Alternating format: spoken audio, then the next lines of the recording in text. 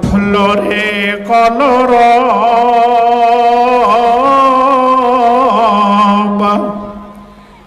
একবার উচ্চ স্বরে বলো গো মুমিন না আল্লাহু আকবার আল্লাহু আকবার নারায়ে তাকবীর।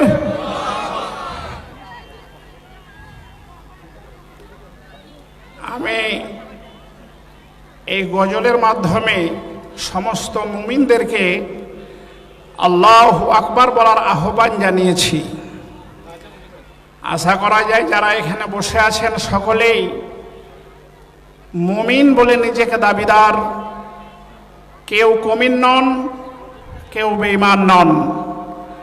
তাহলে এতগুলো জনগণ আপনারা সবাই কিন্তু আল্লাহু আকবার বলেননি, তো যারা আল্লাহু আকবার না বলবেন তাহলে এ থেকে কি বোঝা যাবে? যারা বলবেন না তারা মুমিন নন। ফলে সকলেই প্রাণ খুলে বলবেন। আমি যখন বলার জন্য আপনাদেরকে উদ্বুদ্ধ অনুপ্রাণিত করব, সকলে বলুন ইনশাআল্লাহ। মানে এই বাক্যটাও বলার অভ্যাস মনে হয় নাই। ইনশাআল্লাহ এটা যে বলতে হয় এটাও আমাদের মধ্যে কালচার নাই, মানে অভ্যাস নাই, না হলে ইনশাআল্লাহটাই এই সভা মুখরিত হয়ে উঠত। অভ্যাস করুন, যারা এসেছেন যাদের জানা নাই এই সুযোগে অভ্যাস করিলেন। জোরে বলুন ইনশাআল্লাহ। মাশাআল্লাহ। জাগিল রে পক্ষে কোলা উঠল রে কলর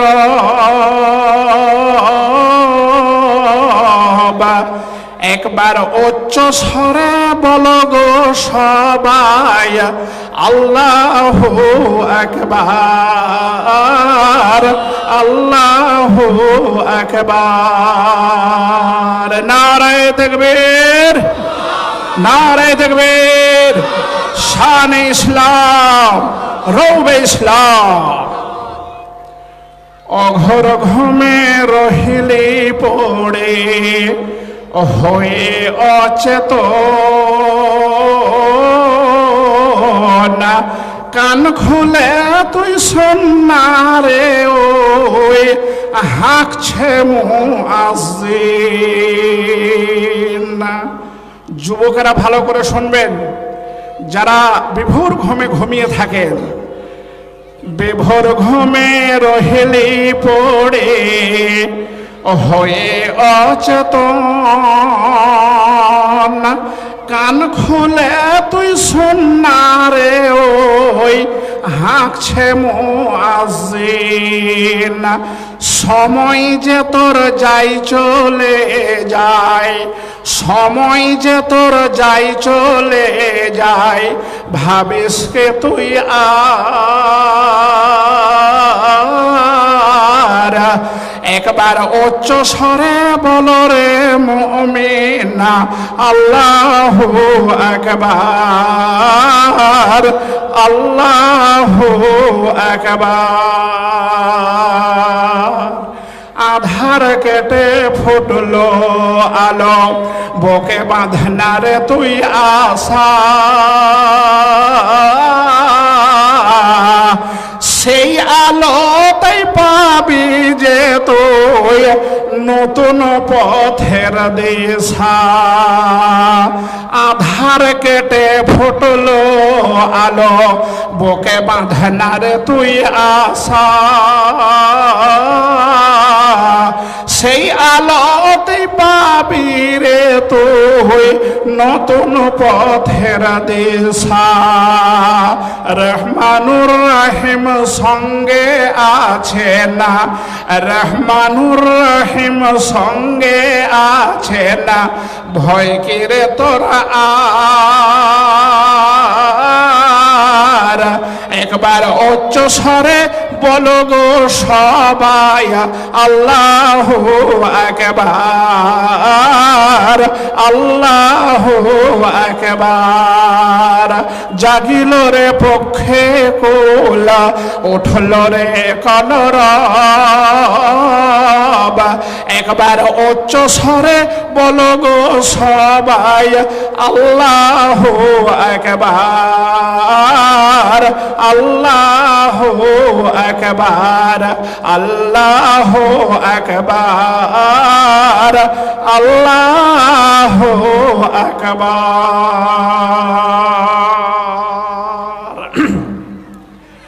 পরম শ্রদ্ধেয় সম্মানীয় মহামান্য যোগ্যতম সভাপতি মহাশয়, সহসভাপতি এবং মঞ্চে উপবিষ্ট ওলামা ইকরাম এবং জ্ঞানী গুণীরা, সামনে আমার বসে থাকা পুরুষ ভাই বাবজি বন্ধুরা এবং পর্দার অন্তরালে আগত মা, খালা এবং বোনেরা, যাবতীয় প্রশংসা, গুণগান, স্তুতি, গুণকীর্তন সেই মহান করুণাময় আল্লাহ পাক রব্বুল আলামিনের জন্য, যিনি সারা বিশ্বের মালিক, যিনি অগণিত মাখলুকাতের মধ্যে এই মানব জাতিকে সর্বশ্রেষ্ঠ বিবেক, বুদ্ধি, জ্ঞান, গরিমা দিয়ে স্বতন্ত্র জীবন দান করিয়াছেন। সেই বিশ্ব নিয়ন্তা মহান প্রভু আল্লাহ পাক রব্বুল আলামিনের প্রশংসা। তার পরে পরে আমাদের বিশ্বনবী মরুদুলাল মা আমিনার লাল আকাই নামদার, তাজদারে মাদানী আহমদে মুজদাবা মুহাম্মদে মুস্তফা, সকলেই এক বাক্যে উচ্চ কণ্ঠে বলি সাল্লাল্লাহু আলাইহি ওয়াসাল্লামের উপর ইসলামের শত সহস্র শান্তির ধারা বিবর্ষিত হোক। আল্লাহুম্মা আমিন, আল্লাহুম্মা সাল্লি আলাইহি, আল্লাহুম্মা বারিক আলাইহি। আজকের এই সভাটা হলো পবিত্র সভা এবং ধর্মসভা। এই সভাতে যারা এসে বসেছেন তারা সকলেই পবিত্রতা অর্জন করে সকলেই আপনারা এখানে এসে বসেছেন। মায়েরাও এসে মায়েদের স্থানে বসেছেন, কিন্তু এই পবিত্র সভাতে অনেক অপবিত্র নামের মুসলমান যারা আছে তারা কিন্তু আসতে সাহস পাবে না। এরা নিজেকে নিজেই বলবে যে আমি তো অপবিত্র, তো আমি এই সভাতে যাব, এটা মনে হয় আমার ঠিক হবে না। ও জানে যে অপবিত্র থাকা এটা ইসলাম শরীয়ত সমর্থন করে না, ইসলাম এর অনুমোদন দেয়নি। তারপরেও তারা দিনের বেলায় রাতের বেলায় অপবিত্র হলে থাকে। আপনারা বলবেন মৌলানা সাহেব কিভাবে অপবিত্র থাকে? খুব সহজ। যারা দেখবেন নেশা পান করেছে, মদ পান করেছে, ও গাঁজা খেয়েছে, ও হিরোইন খেয়েছে, এরকম ধরনের মুসলমানের ঘরে, হাজি সাহেবের ঘরে, মাস্টারের ঘরে, ডাক্তারের ঘরে এরকম একটা না একটা থেকে যায়। আর তারা যখন এই সবগুলো অবৈধ অপবিত্র জিনিস, হারাম জিনিস পান করে, তখন সেও জানে যে আমি এখন অপবিত্র হয়ে আছি। এবং অনেক যুবকেরা পেচ্ছাপ ফিরে দাঁড়িয়ে দাঁড়িয়ে ফেরে, তারপরে তারা আর ইস্তেঞ্জা করে না, মানে পেচ্ছাপ করার পর যে পবিত্রতা অর্জন করতে হয় এটা তারা করে না। আর যখন তারা পেচ্ছাপ করার পর পবিত্রতা হাসিল করবে না, তখন তারা কিন্তু অপবিত্র হয়ে যায়, এটা কিন্তু সেও জানে। এখন আবার অনেকে পানি থাকতেও টিস্যু ব্যবহার করছেন, এটা কোনো মতেই জায়েজ নয়, না জায়েজ। আপনাকে পানি থাকলে পানিতেই আপনাকে সেই গুপ্তাঙ্গ ধৌত করে পবিত্রতা অর্জন করতে হবে। আমাদের সমাজের মানুষ ভাবে কেবল পায়খানা ফিরলে পানি খরচ করতে হয় পবিত্রতার জন্য, আর পেচ্ছাপ ফিরলে পেচ্ছাপটা তুই পানি তো আর ইয়া ধুই কি করব, এরকম মন মানসিকতা অনেক যুবকের এই মানে বর্তমান প্রজন্মে এখনো জেগে উঠেছে, জেগে আছে। তাদেরকে এই শিক্ষা দেওয়ার মতো কোনো গুরু নাই, তাদের শিক্ষক নাই, তাদের ড্রিল করার মতো কোনো মানুষ নাই যে তাকে এই আদবটা শিক্ষা দেবে, এই শিক্ষাগুলো সে গ্রহণ করবে। যাদেরকে শোনাবো এরকম যারা করে তারা তো রাস্তাতে ঘুরে বেড়াচ্ছে, ওরা তো রাস্তায় দাঁড়িয়ে আছে। আজকে যদি আমিও বলি তাহলে সে তো শুনবে না, ও তো শোনার জন্য আসেনি, ও জলসা দেখার জন্য এসেছে। রাস্তায় রাস্তায় অবাধে ঘুরে বেড়িয়ে এনজয় করছে, বুঝছেন?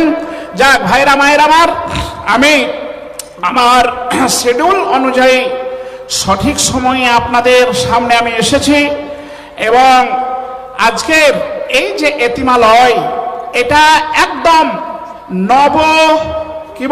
নির্মিত নতুনভাবে এই প্রতিষ্ঠানটি প্রতিষ্ঠিত হয়েছে। তো আপনারা যারা এসেছেন সকলেই একবার করে সুযোগ পেলে এই প্রতিষ্ঠানটি পরিদর্শন করবেন, তাহলে আপনাদের মনে আরো বিশ্বাস জেগে যাবে দৃঢ়ভাবে যে সত্যিই এই যে এইচ মনে হয় নাম আছে নাকি, দেখি হ্যান্ডবিলটা, এইচ এতিমখানা, লিল বানাত মানে মহিলা মাদ্রাসা। এতিমখানা আমি বলেছি ওটা ভুল,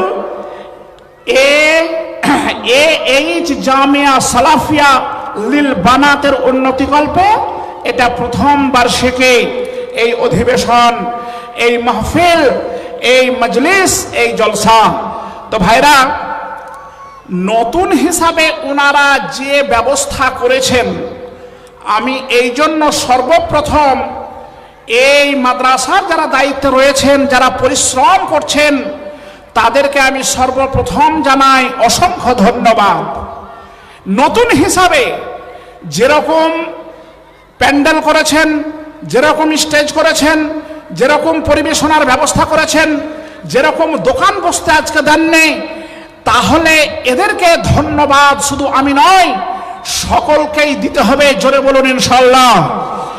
এবং তারা যখনই ডাক দেবে যুক্তির জন্য, বুদ্ধির জন্য, সুপরামর্শের জন্য, অর্থের জন্য, আমাদেরকে সঙ্গে সঙ্গে সেই তাদের ডাকে তাদের আহ্বানে সাড়া দেওয়ার জন্য আমাদেরকে ঘর বাড়ি ছেড়ে তাদের ডাকে সাড়া দিতে হবে। সকলে জোরে বলুন ইনশাআল্লাহ। আরে জোরে বলুন না ইনশাআল্লাহ। এ আয়াত পাঠ থেকেই যাবে, এবারে ইনশাআল্লাহ বলাই শিখাতে হবে আপনাদেরকে। বলেই দেই, নতুন জায়গা হলেও না, নতুন জলসা হলেও আমরা খুব পুরাতন মানুষ এবং খুব আপনাদের পরিচিত মানুষ। আমি এই ছোটবেলায় এই ভেলিয়ানেই বেশি থাকতাম। আমার এটা নানার বাড়ি, মামার বাড়ি, খালার বাড়ি, খালুর বাড়ি। ওই যে মানিরুদ্দিন, এটা আমার মামা, বড় মামা নাই, এই জন্য মেজো মামার নাম করলাম। আসাদ আর আমি, টনিকেরা সব একসঙ্গে ঘুরে ফিরে বেড়াতাম, মাঠকলিঠায় স্কুল যেতাম, প্রাইমারি স্কুল যেতাম। এখন সব নিজ নিজ কর্মব্যস্ত হয়ে গিয়েছে, আপন আপন সেপারেট, সব নিজের নিজের কর্মে ব্যস্ত। তো আমি আপনাদেরকে কিছু তোহফা, হাদিয়া, উপঢৌকন, কোরআন এবং হাদিসের খুব অল্প স্বল্প সময়ে দুই একটি কিছু তোহফা দেওয়ার জন্য আমি কোরআন মাজিদ, আল কোরআন, এটা হচ্ছে আল্লাহ পাকের কথা, যা লেখা আছে কালাম পাকে, আল্লাহর কালাম মানে আল্লাহর কথা, সেই 114টা সূরার মধ্য থেকে একটি সূরা আল কারিয়া, সেই সূরা আল কারিয়ার 6 থেকে নিয়ে 11 নম্বর আয়াতগুলো ক্ষুদ্র ক্ষুদ্র ক্ষুদ্র ক্ষুদ্র আমি আপনাদের সামনে পরিবেশন করেছি। এবং তারপরে পরে সূরা আস-সাফের 10 এবং 11 নম্বর আয়াত। যেহেতু আজকের এই জলসা, এই যে বানাত মানে মহিলা মাদ্রাসা, সেই মাদ্রাসা তিলে তিলে তিলে তিলে আজকে গড়ে উঠেছে ছাদ লেভেল পর্যন্ত। অলরেডি ওয়াল হয়ে গিয়েছে, দেওয়াল হয়ে গিয়েছে। এখন একে ঢাকতে হবে, একে সাজাইতে হবে, একে চালু করতে হবে। এই 3টি কাজ এখন আছে। আমি সেই দিকে দৃষ্টি আকর্ষণ করার নিমিত্তে আরো ওই সূরা আস-সাফের 2টি আয়াত পরিবেশন করেছি। আমি আমার নির্ধারিত সময়ের মধ্যেই আপনাদের সামনে আপনাদেরকে কিছু আমার পক্ষ থেকে শরীয়তের কথাগুলো আমাকে আল্লাহ পাক যতটুকুন বলার শক্তি দেবেন, যতটুকুন জ্ঞান গরিমা দিয়েছেন, সেই অনুপাতে কিছু প্রকাশ করার আমি ইচ্ছা নিয়ে এখানে বসেছি। এবং তারপরে আমার যখন দেওয়া খুব অল্প স্বল্প কিছু হয়ে যাবে, তখন আপনারা আমাদেরকে কিন্তু অল্প দেওয়ার মনোভাব রাখবেন না। যেহেতু শুধু আমি অল্প দিলে তো হবে না, আরো গাড়ি দেওয়ার জন্য তো সব রিজার্ভে রয়েছেন, বিশ্রামালয়ে রয়েছেন, হলে আপনাদেরকে ধৈর্য ধরতে হবে, শেষ পর্যন্ত অপেক্ষা করতে হবে, থাকতে হবে আপনাদের একটি রাত্রে। আর আমরা এখন চলছেই সেই 10 মার্চ পর্যন্ত চলবে, এদিকে রমজানের আগে। তাহলে একটি রাত্রি আপনারা কেন সময় দিতে পারবেন না? নিশ্চয় দেবার মানসিকতা নিয়ে এখানে এসেছেন, সবাই চেষ্টা করবেন, বলুন ইনশাআল্লাহ। আর একবার জোরে বলুন ইনশাআল্লাহ, মাশাআল্লাহ। আমি কিন্তু খুব সময় নষ্ট না করে আমি ধারাবাহিকভাবে আমার কিছু কথা, আমার এই কথাগুলো যাতে আপনাদের কাজে লাগে আর আপনারা যাতে সচেতন হতে পারেন, এবং ইহজগৎ যাওয়ার পরে আরো একটি যে জগৎ আছে, পরজগৎ, পরকাল, সেই কালে যেন আমরা আনন্দে বসবাস করতে পারি, আমাদের সেই জীবনটা সুখময় হয়। এই জন্য আল্লাহ পাকের বলে দেওয়া এবং বিশ্ব নবীর বলে দেওয়া কয়েকটি তথ্য খালি কথা আপনাদের সামনে আমি ছড়ে দিতে চাই। আমার মা, আমার খালা, আমার বোনেরা এখানে এখন অজস্র পরিমাণে ধীরে ধীরে আসছেন। আমি আসছিলাম রাস্তায়, মায়েদের ঢল নেমেছে। আমার মনে হয় যে এই জায়গায় মায়েদেরকে বসতে হয়তো সম্পূর্ণ দিতে পারা যাবে কি যাবে না। সেই জন্য আমি আগে একবার বলে দেই, যেহেতু প্রত্যেকটি জায়গায় এরকম বক্তৃতার এলানটা দিতে হয়, আমি প্রথমেই দিচ্ছি, মায়েরা যারা এসেছেন আপনারা সকলকে বসার সুযোগ দেওয়ার জন্য একটু সামনের দিকে যদি জায়গা থেকে থাকে আগানোর মতো, তো সকলেই একটু এগিয়ে গিয়ে একদমে জমে সকলেই বসবেন। কোনো জায়গা যেন মানে ফাঁক না থাকে, খালি না থাকে, এটা আপনাদের কাছে আমার আবেদন রইল। তো ধীরে ধীরে দেখছি এশার আজান নামাজ হচ্ছে, তো পুরুষ মানুষেরও ঢল আসছে। ফলে আপনারাও একটু ভাই, যে এই যে জায়গাগুলো ফাঁকা, একটু বসে একটু এগিয়ে যান না। যারা পেছন দিকে আছেন, জায়গা সামনে আছে, একটু আপনারা বসেই সামনের দিকে এগিয়ে ওই জায়গাগুলোকে একটু ফিল আপ করুন। তাহলে যারা পরে আসছে পেছন দিকে তারা বসার সুযোগটা পাবে। ওই যে ভাই সামনের দিকে জায়গা আছে, আপনারা একটু এগিয়ে আসুন। আপনারা সামনের দিকে বসে একটু এগিয়ে আসুন, তাহলে জায়গাগুলো পূর্ণ হয়ে যাবে। হ্যাঁ, উত্তর সাইডেও জায়গা আছে, আপনারা ইনশাআল্লাহ উত্তর সাইডেও আসবেন যখন এই জায়গাটা পূর্ণ হয় ইনশাআল্লাহ। হ্যাঁ, এই দেখেন কত ভদ্র, কত ভালো মানুষ আছেন। আপনারা বলতে সবাই জায়গাগুলো পূর্ণ করছেন। আপনাদেরকে কিছু দেওয়া হবে, খুব মূল্যবান তথ্য। এই তথ্যগুলো শোনার পরে যদি আমলে পরিণত করা যায়, তাহলে নিশ্চয় আপনারা ইহজগতে এবং পরজগতে আপনারা কামিয়াব হবেন, এতে কোনো রকমের সন্দেহ নাই। আমাদের সমাজ কেমন জানেন? আমি বক্তব্য আলোচনা করার আগে দুটি কথা বলি। আমাদের সমাজের নিয়ম নীতিটা বলছি যে এখন যারা দুধ বিক্রি করে, যাদের গায়ে আছে, যারা দুধ বিক্রি করে, তারা দুধগুলো নিয়ে তারা বাড়ি ঘুরে বেড়ায় আর দরজায় গিয়ে দুধ দিয়ে আসে। আপনাদের ভেলিয়ানে এরকম আছে না নাই? আরে হ্যাঁ না বলুন না। আছে মানে বুঝতে সুবিধা হবে, এই জন্য জিজ্ঞাসা করছি। এটা কিন্তু বীরভূম, আমার বাড়ি মুর্শিদাবাদ, যদিও বর্ডার কিন্তু ডিস্ট্রিক্ট আলাদা, জেলা আলাদা, এটা মনে রাখতে হবে। তো দুধ যা বিক্রি করে তারা দুধ নিয়ে দাঁড়ে বাড়িতে দিয়ে আসে। আবার সেই দুধ যদি একটু পাতলা হয়, এরকম করে মাটিতে ফেলে দেখবে, তো দুধটা পাতলা হলে তাকে কথা শুনতে হয়, এমনকি মায়েরা গালিও দেয় না? মানে সবাই চায় দুধটা যেন খাঁটি হয়, পানি মিশ্রিত না হয়। এটা হলো দুধ বিক্রেতাদের হাল। এবারে চলে আসুন পক্ষান্তরে, যারা মদ বিক্রি করে, মদ, তো সেই মদ কিন্তু তারা বাড়িতে দিতে আসে না। মদের একটা দোকান থাকে, বিভিন্ন জায়গায় রাখা আছে, ওটা সরকারের লাইসেন্স দিয়েছে মদ বিক্রি করার। আর যারা মদ খায়, এরকম ধরনের অসামাজিক মাতাল যারা, তারা সারাদিন পরিশ্রম করার পর সেই পরিশ্রম করে উপার্জিত অর্থটা নিয়ে যায় পকেটে ভরে, আর কাউন্টারে গিয়ে আগে টাকাটা জমা করে, তারপরে তাকে একটা মদের বোতল দেওয়া হয় তার টাকার পরিমাণ অনুযায়ী। তাহলে যে জিনিসটা হারাম, সেই জিনিসটা আমাদের সমাজেরই কিছু লোক তারা তার দোকান পর্যন্ত গিয়ে তাকে আগে টাকা জমা করে তার মদটা কিনে আনছে দিয়ে সেটা পান করছে। আবার দেখুন এই টাকা দিয়ে কেনার পর সে জল মিশ্রিত করছে, পানি মিশিয়ে সেই মদটা খাচ্ছে। আর দুধওয়ালা যদি একটু পানি মিশাই থেকে গাল খেতে হচ্ছে।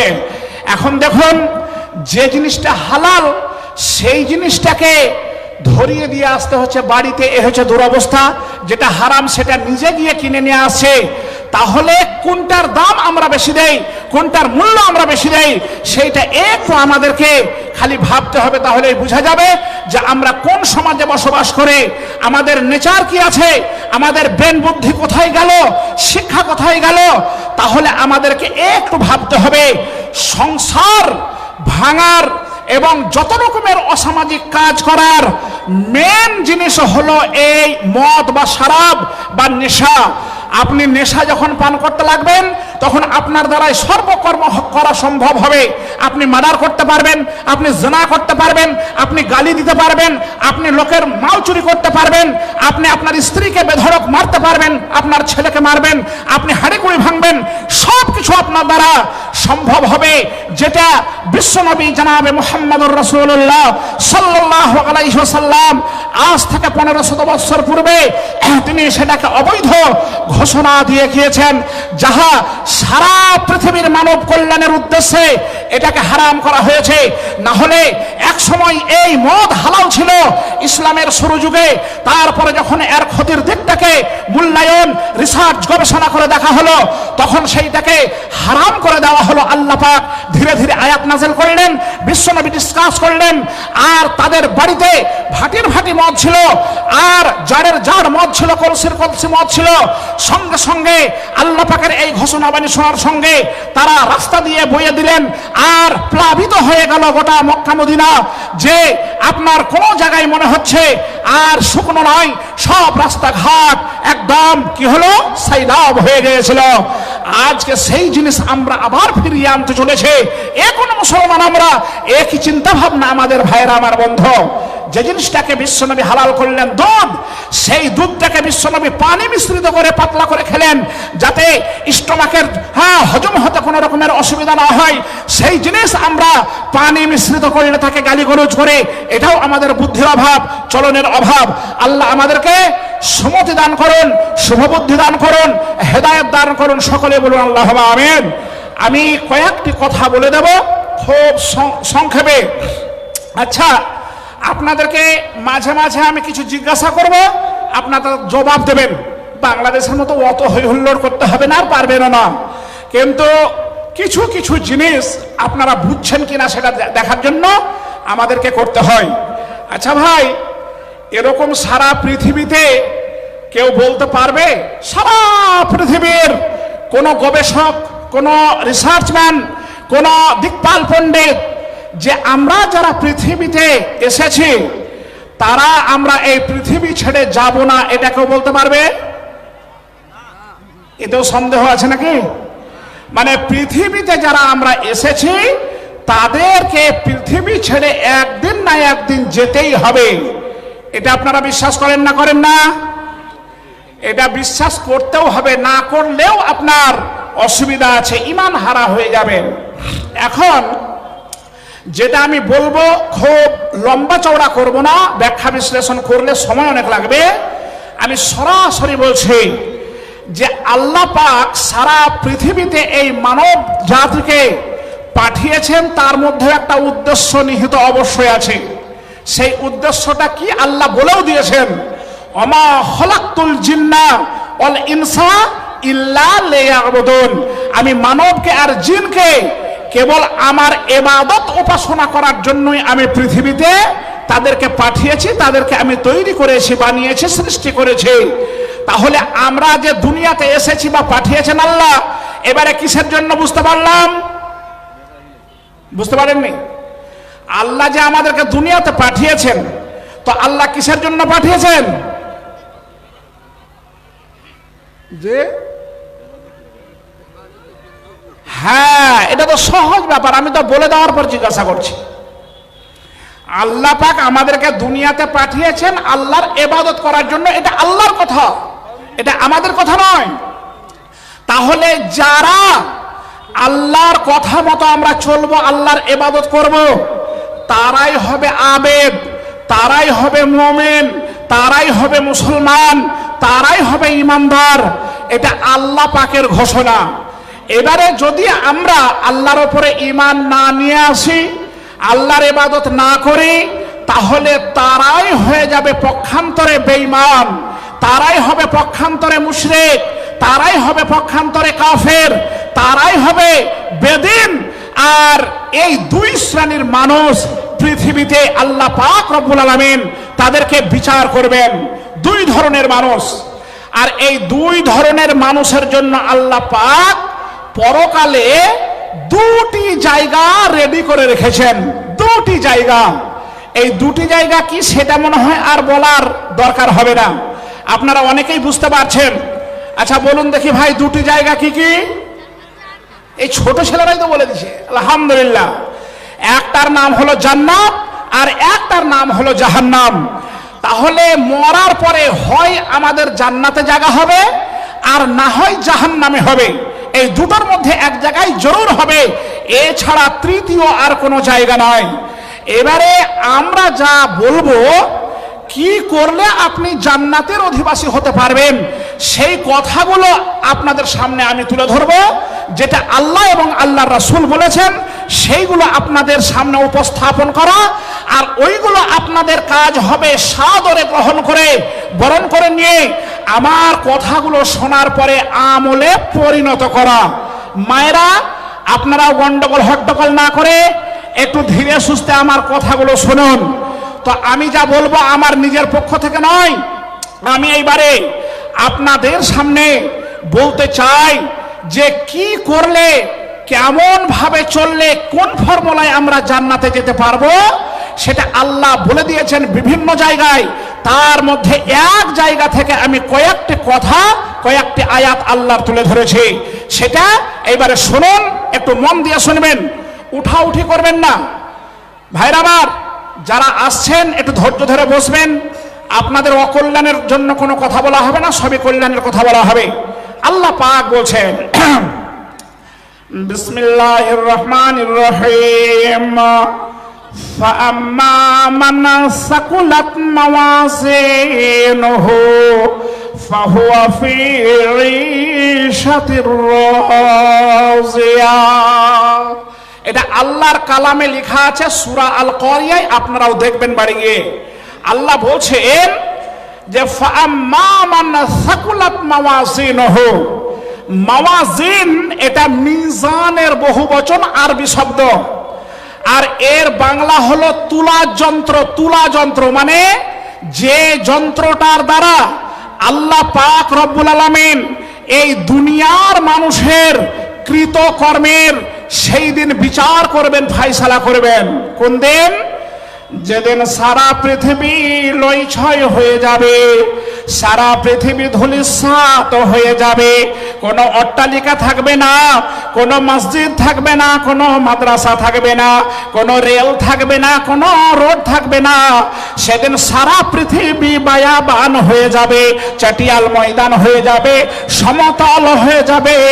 আর তারপরে আমাদের সকলকে একটা জায়গায় উপস্থাপন করা হবে, একটা জায়গায় জড়ো করা হবে।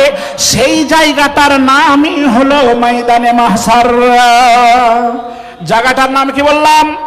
ময়দানে মাহশার, মানে হাসরের ময়দান, কিয়ামতের কোর্ট। সেই দিন সারা পৃথিবীর মানুষকে এক জায়গায় জমা করা হবে। বাপের সঙ্গে বেটার দেখা হয়ে যাবে, স্ত্রীর সঙ্গে স্বামীর দেখা হয়ে যাবে, ভাইয়ের সঙ্গে ভাইয়ের দেখা হয়ে যাবে, বন্ধুর সঙ্গে বন্ধুর দেখা হয়ে যাবে। কেউ কাউকে একটা কথা জিজ্ঞাসা করার মতো সেই দিন অবকাশ পাবে না। সকলেই প্রতীক্ষায় রইবে যে আমার ফয়সালাটা কেমন হবে, আমার রেজাল্ট কেমন হবে, আমি পাস করতে পারবো না ফেল করে যাব, আমি জান্নাতে যাব না জাহান্নামে যাব। এই দুশ্চিন্তায় সকলে আকাশ দিকে মুখ করে সকলে এই পাখির মতো চেয়ে থাকবে। ভাইরা মায়েরা আমার, সেই দিনে আল্লাহ পাক রব্বুল আলামিন সারা পৃথিবীর মানুষের হিসাব নিকাশ গ্রহণ করবে। দিন। এবারে আপনারা ভাববেন, সারা পৃথিবীতে লক্ষ কোটি কোটি মানুষ, তো এই মানুষের বিচার বিশ্লেষণ করতে কত সময় লাগবে? আহা, আল্লাহর দেওয়া ব্রেন, আল্লাহর দেওয়া বুদ্ধি, আল্লাহর দেওয়া বিবেক নিয়ে মানুষ যদি দুনিয়ার মধ্যে কম্পিউটার তৈরি করতে পারে, যদি ইন্টারনেট তৈরি করতে পারে, সোশ্যাল মিডিয়ার যুগ, এখন হাতের মুঠায় সব কিছু রয়েছে। আপনি যদি কাউকে টাকা দেবেন, আপনাকে যেতে হবে না, কাঠে ভরে দিতে হবে না। বুখারী শরীফের হাদিস, আগে আমানতের টাকা কাঠের মধ্যে ভরে দিয়ে নদীতে ভাসিয়ে দিয়েছিল, সে পেল কিনা জানতেও পারতো না। আগে টেলিগ্রাফ ছিল, টেলিফোন ছিল, এখন আর সেই কোনো জিনিসের আর পাত্তা পাওয়া যায় না। এখন সোশ্যাল মিডিয়ার যুগ। আপনি যদি আরবে থাকে, আজমে থাকে, কুয়েতে থাকে, ইরাকে থাকে, আপনি যদি তার চেহারা দেখবো ভাবেন, তার সঙ্গে বাক্যলাপ করবো ভাবেন, তাহলে মোবাইলটাকে আপনার ভিডিও কল করে দিয়ে সে কোথায় যেন পড়ে আছে, আর তার চেহারা আপনি দেখতে পাবেন, শরীর দেখতে পাবেন, কি পড়ে আছে বুঝতে পারবেন, কান্না করছে না, হাসি করছে না, মন খারাপ করে আছে না ভালো আছে, সব কিছু আপনি আপনার বাড়িতে বসে বসে দেখতে পাবেন। এটাই হলো ইন্টারনেটের যুগ। এই আল্লাহর দেওয়া বুদ্ধি দিয়ে মানুষ যদি পৃথিবীর মাঝে এত কিছু তৈরি করতে পারে, তাহলে আল্লাহ পাক রব্বুল আলামিন এই সারা পৃথিবীর মানুষের নিমেষে যে বিচার বিশ্লেষণ করবেন, এতে কোনো সন্দেহের অবকাশ নাই। বুখারী শরীফের হাদিস, আমাদের যে একটা দিনের যতটা সময় আল্লাহ পাক কিয়ামতের কোটে সারা পৃথিবীর মানুষের যে হিসাবটা নেবেন, বিচারটা করবেন, আমাদের দুনিয়ার সময়ের অর্ধেক সময়ে সুসম্পন্ন হয়ে যাবে। জোরে বলুন আলহামদুলিল্লাহ। আপনারা আলহামদুলিল্লাহ আল্লাহু আকবার না বললে আমার ডিউটি পড়ে আছে কিন্তু। হ্যাঁ, আমাকে যদি সহযোগিতা আপনারা না করেন তো আমি কিন্তু ঘুরিয়ে দিকে স্টাইরিং ঘুরিয়ে দেব। হ্যাঁ, সব হয়ে যাবে, একটু ধৈর্য ধরুন। ইন্নাল্লাহা মাআস সাবিরিন, ধৈর্য যারা ধরে আল্লাহ তাদের সঙ্গে থাকে, অধৈর্য যারা হয় তাদের সঙ্গে আল্লাহ থাকেন না, আল্লাহ তাদেরকে ভালোবাসেন না, বুঝছেন তো? সব সময় মতো হবে। আমি আমার টাইম দেখেছি, কোনো চিন্তা নাই, কেউ চিন্তা করবেন না, আল্লাহর উপরে তাওয়াক্কুল রাখুন, ভরসা রাখুন। তো আল্লাহ পাক সেই দিন যে আমাদের ফয়সালা করবেন, কেমন ভাবে করবেন আল্লাহ বলছেন। আল্লাহ কি বলছেন? ওয়ানাজাউল মাওয়াজিনাল কিসতা লিয়াউমিল কিয়ামা। বন্ধুরা আমার, মায়েরা আমার, ভালো করে শুনুন। আল্লাহ বলছেন যে আমি কিয়ামতের দিনে একটা ইনসাফের তারাজু কায়েম করব।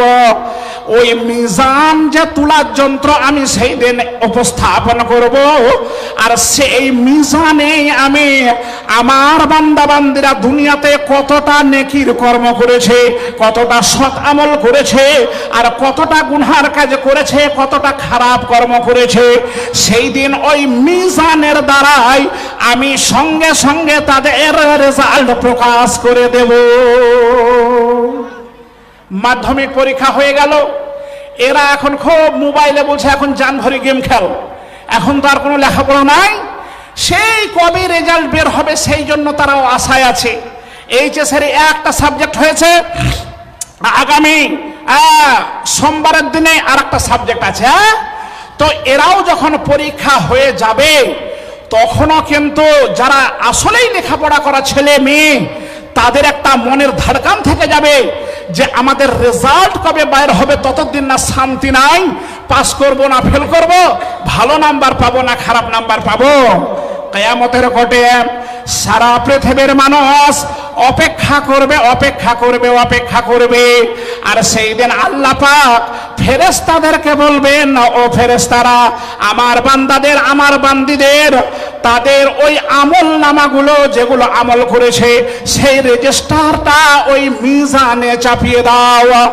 মিজানে যখন চাপিয়ে দেওয়া হবে তখন সেই মিজানেই ধরা পড়ে যাবে তারা যে গুনাহগুলো করেছে, সেই গুনার রেজিস্টারটা আর একটা পাল্লায় চাপিয়ে দাও। এইবারে ওই পাল্লায় চাপিয়ে দেওয়ার পরে যদি আমাদের নেকির পাল্লাটা ভারী হয়ে যায়, আর নেকের পাল্লা যদি ভারী হয় তাহলে আমাদের শুভ সংবাদ নিশ্চয়। তার কারণ আল্লাহ পাক রব্বুল আলামিন বললেন, ফাআম্মা মান সাকুলাত মাওয়াজিনুহু, যাদের মিজানে সৎকর্মের পাল্লাটা ভারী হয়ে যাবে, ফাহুয়া ফি ঈশাতির রাজিয়া, তাদের আখিরাতের জীবন সুখময় হয়ে যাবে। এবারে আপনি দুনিয়ায় ভালো কাজ করবেন না খারাপ কাজ করবেন আপনার দায়িত্ব। আপনি যদি ভাবেন মিজানে আমার নেকির পাল্লা ভারী করার দরকার নাই, ও আপনার ব্যাপার, আপনি যেমন তাই করি বেড়ান গা। আর কি করবে বক্তারা, মাওলানারা, সমাজের নেতারা? কিছু করার নাই। তো আমি ভাই এবারে যদি হালকা হয় তো কি হবে এইটা মনে হয় আজ বলতে পাবো কি পাবো না, সময় থাকবে না। কিন্তু তার আগে আপনাদেরকে যে আমি এতটা কথা বললাম, এতটা কথা বলার পরে যদি আমি আপনাদের সামনে দুটো কথা বলে দিতে না পারি যে আমরা দুনিয়াতে বেঁচে থাকলে কোন কাজগুলো করলে কিয়ামতের কোটে সেই নেকির পাল্লাটা ভারী হবে, নেকির কর্ম বেশি ভালো আমাদের প্রমাণিত হবে, সেই কর্মগুলো সেই আমলগুলো কি, এরকম কি কিছু আছে না নাই? এই যে দুটো কথা, এই যে দুটো হাদিস আপনাদের সামনে আমি খুব অল্প অল্প করে বলে দেই, আর তারপরে ঠিক সময়ে আমি আমার কাজ, আমার ডিউটি পালন করব।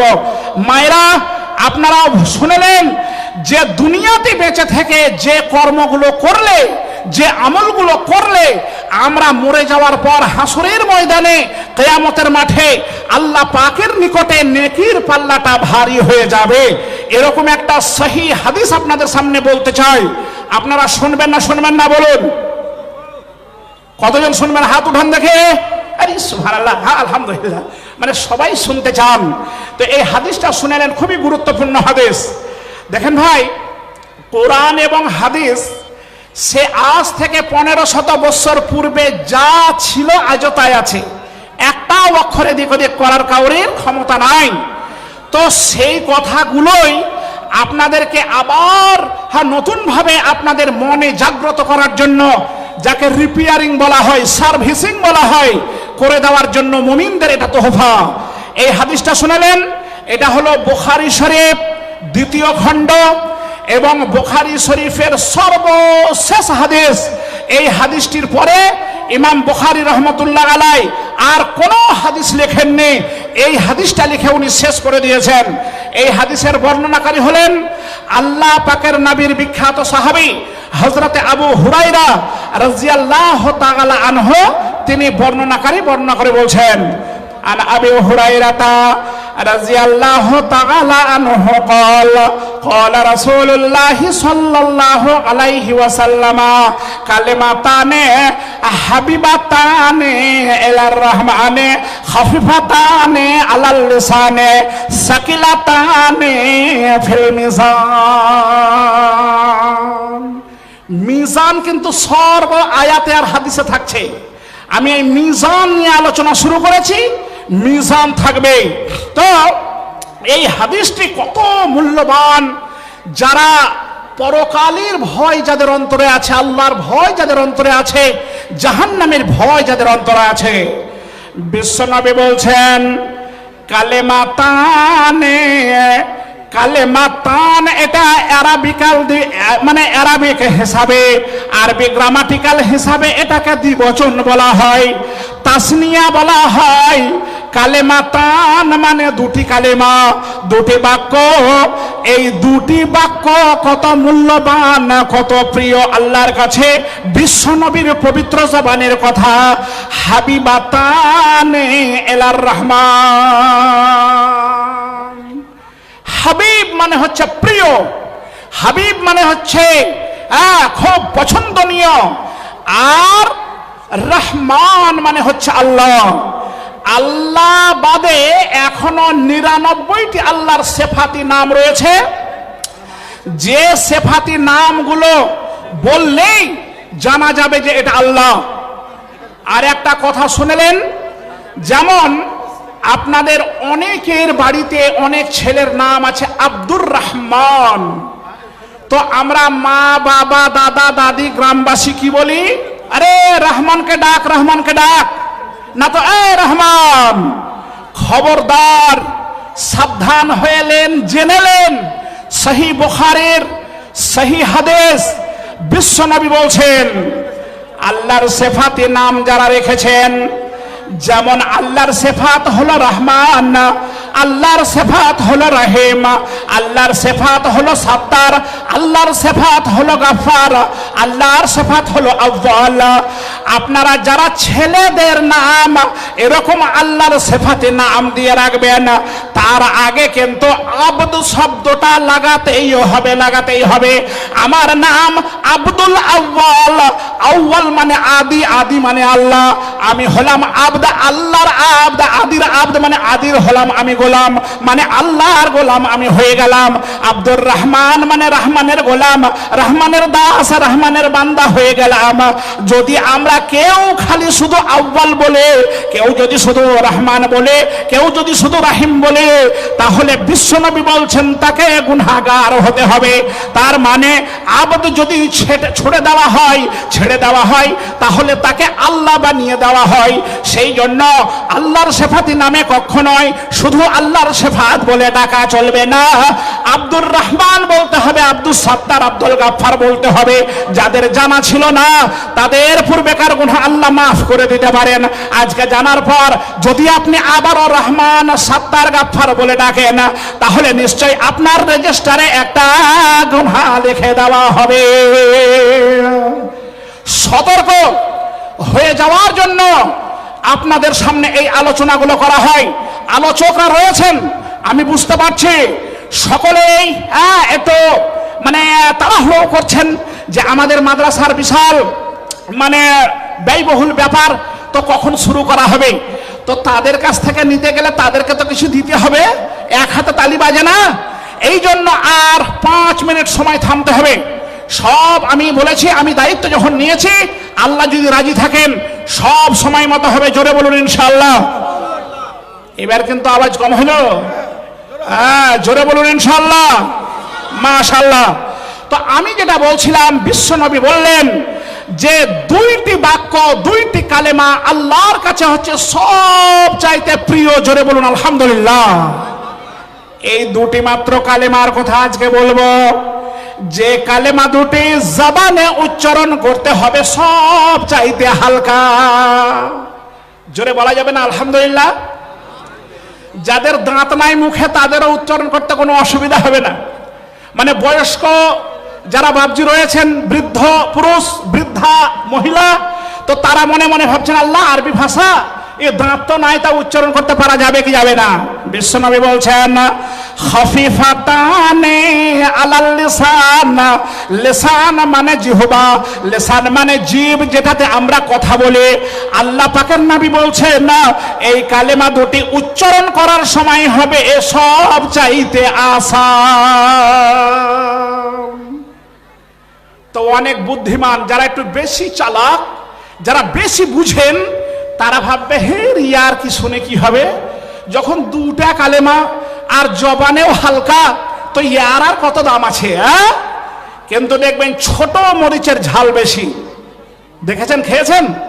যেগুলো ছোট বেঁঠা মরিচ, সেইগুলো যখন খাবেন তো কান দিয়ে খালি ধুমা বের হবে। আর এত বড় বড় লঙ্কা আছে, আপনি 3টা খেলেও একটু ঝাল লাগবে না, এরকম আছে না নাই? তো ছোট 2টি কালেমা, 2টি বাক্য বলে ভাববেন না যে এর আর কি কাদার আছে, মূল্য আছে।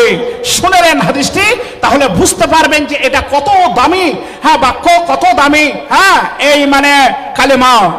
তো বিশ্বনবী বলছেন তারপরে যে সাকিলাতানে ফিল মিজান। সাকিল মানে ভারী, সাকিল মানে ওয়েট সম্পন্ন। তো যখন এই 2টি বাক্যকে মিজানে কিয়ামতের কোটে আল্লাহ চাপিয়ে দেবে না, তখন সারা পৃথিবীতে যত ভারী ভারী জিনিস আছে, সকল ভারী জিনিসের চাইতে এই বাক্য 2টো হবে সেই দিন মিজানে ভারী। নারায়ে তাকবীর। এই 2টি বাক্য কেবল আমাদের অনেকের জানা থাকার পরেও আমরা এইগুলো সঠিকভাবে আমলে পরিণত করতে পারি না। এই জন্য আজকে আমি খুব জোরালো ভাবে ভেলিয়ান গ্রামের জলসায় বলে যেতে চাই যে আমরা আজ আছি কাল নাই, এই কালেমাতগুলো আমরা বিশ্বনবী যেভাবে বললেন পড়তে আমরা সকলেই পড়ার চেষ্টা করব বলে ইনশাআল্লাহ। কালেমা দুটি সবারই হয়তো জানা নাও থাকতে পারে, আবার অনেকের জানা আছে, এটা নিঃসন্দেহে। যারা মুসলমান, যারা নামাজি, যারা সমাজি, যারা ইমানদার, কালেমা দুটির মধ্যে একটা হলো বিশ্বনবী বলছেন সুবহানাল্লাহি ওয়া বিহামদিহি, অপরটি হলো সুবহানাল্লাহিল আযীম। এই দুটি কালেমা কত সহজ, কত সরল, কিন্তু মিজানে যখন চাপিয়ে দেওয়া হবে সেটা হবে পৃথিবীর সব চাইতে ভারী। বলুন আলহামদুলিল্লাহ। এটা কিভাবে পড়া যাবে, পড়তে হবে? ভাইরা আমার, মায়েরা, সাধারণত আমরা যখন নামাজ পড়তে যাই তখন আমরা নতুন ভাবে ওযু করি, আর ওযু করলে মানুষ পবিত্র হয়ে যায়।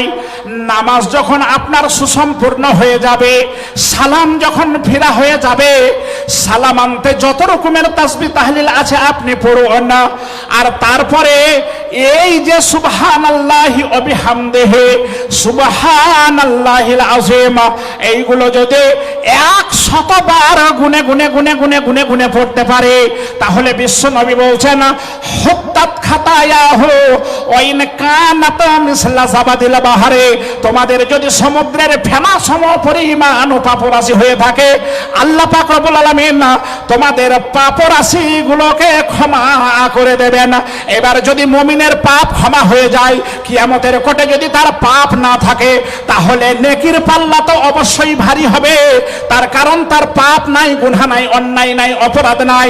আর যেমন নেকির পাল্লা ভারী হয়ে যাবে, আল্লাহ ওয়াদা করেছেন ফাআম্মা মান সাকুলাত মাওয়াজিনুহু ফাহুয়া ফি ঈশাতির রাজিয়া, যাদের কিয়ামতের কোটে নেকির পাল্লাটা ভারী হয়ে যাবে তাদের আখিরাতের জীবন ধন্য হয়ে যাবে, আখিরাতের জীবন সুখময় হয়ে যাবে।